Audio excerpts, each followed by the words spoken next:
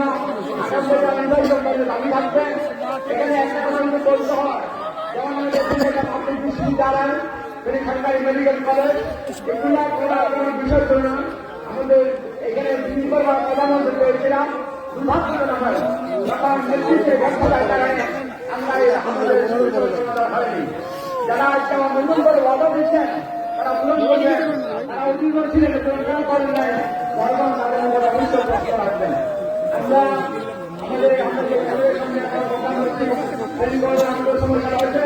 এখানে 22,000 ছাত্রছাত্রীর জন্য এক পরিমাণে ভবন নেই, সেখানে কারণে ছাত্ররা আপনারা ভবনে ক্লাস করতে পারবেন না। এখানে যতগুলো শিক্ষক দরকার শিক্ষক নেই, ভবন নেই, শিক্ষকদের কর্মচারী নেই। এইটা হচ্ছে আমাদের সরকারি সমস্যা।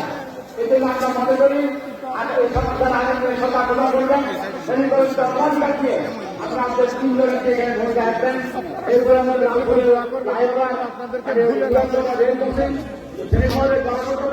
বিশেষ করে এখানে